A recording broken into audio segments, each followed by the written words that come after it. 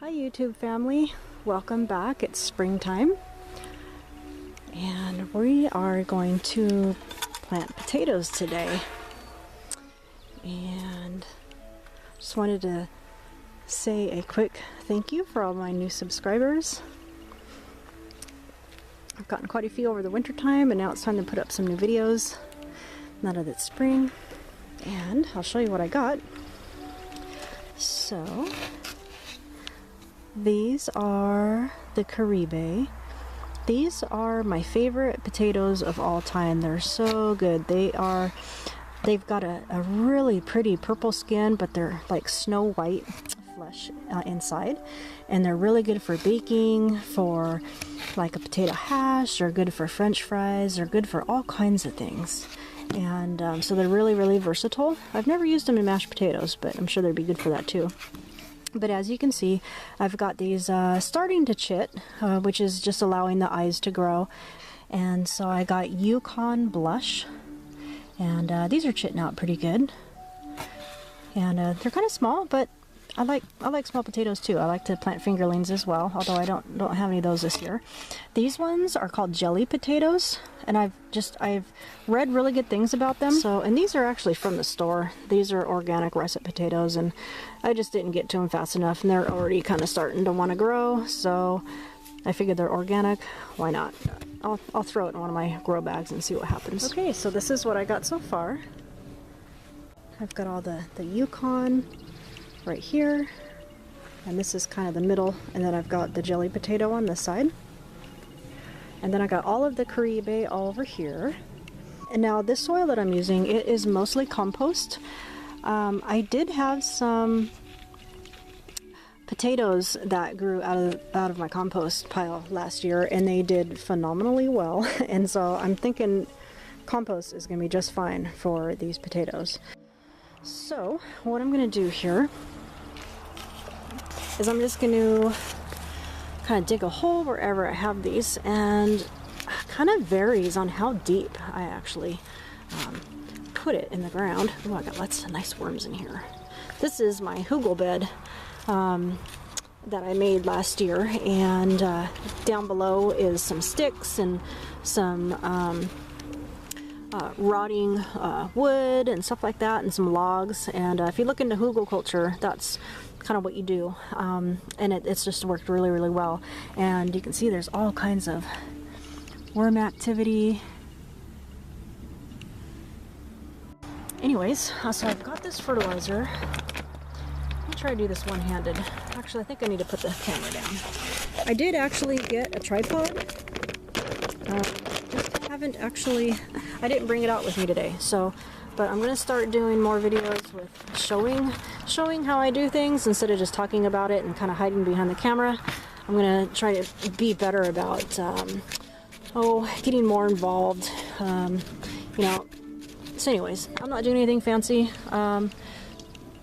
with the fertilizer. I'm just kind of doing something like that. I guess it's kind of a lazy way of doing it. I didn't really want to tear the whole bed up trying to add in fertilizer, so I'm just gonna kind of put it into the hole, and that seems to work good for me. I've done that with bulbs in the past, and it looks really good. So, but you do want to make sure that you kind of mix it in a little bit, because from what I've heard, it can burn the roots if you just put it on straight fertilizer. So another reason why I'm a really big fan of the no-dig method, and another reason why I don't want to you know, really tear up this bed trying to mix in fertilizers, because of these guys, these worms, you know. So often I see people tilling their ground, and it really is like a tornado or a hurricane going through your home or your property.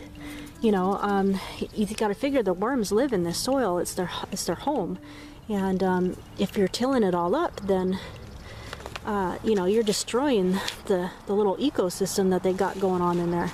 Wow, look at this. See, there's just so many worms. That's just awesome. That's what you want.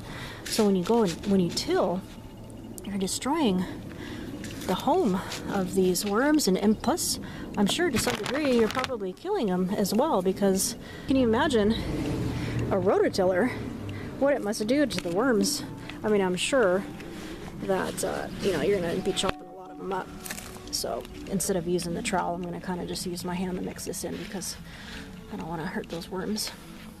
Worms are your friends. Okay, where did I put? Here we go. Okay, so I'm burying these about, I don't know, maybe 3 inches deep. I have buried them deeper in the past, but I've seen other people do them way more shallow, so I'm just kind of doing this and seeing if it's any different. So yeah, I'm really excited for Caribe potatoes. The only spot where I was able to find them previous to this was oh man, what was the name of that catalog? Oh, I can't remember now.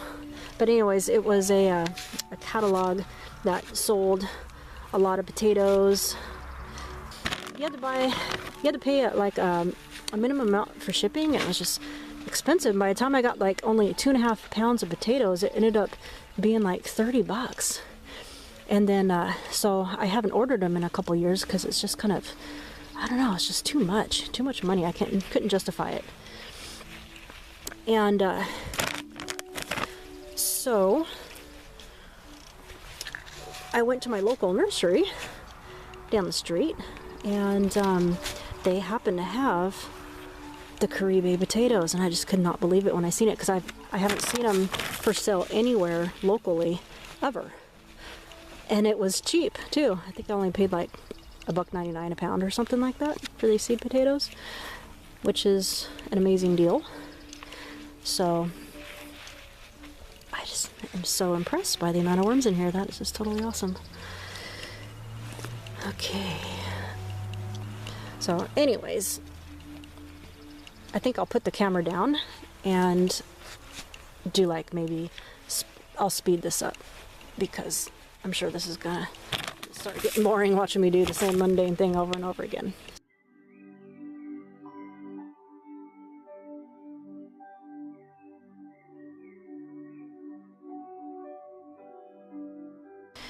Okay, as you can see, that went really quickly.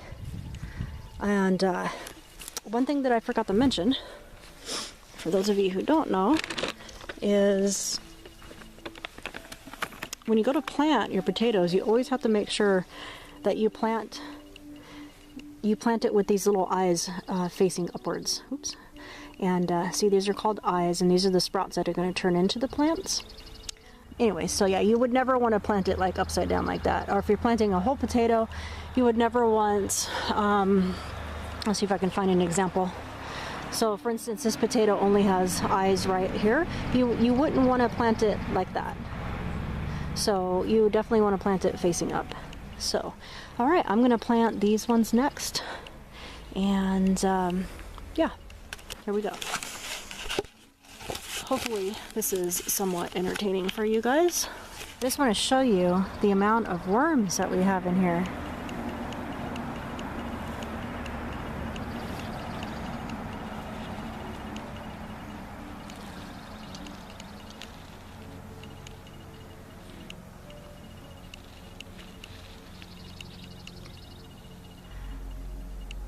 The earth is just crawling. It's awesome. So they're making me some worm castings and enriching the soil, aerating the soil, doing all kinds of good stuff.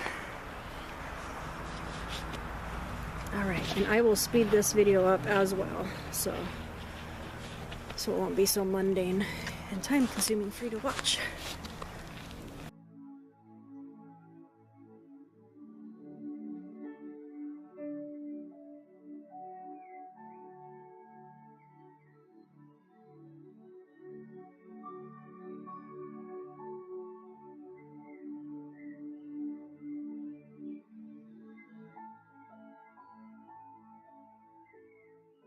And just a quick disclaimer, I am by no means a professional potato grower,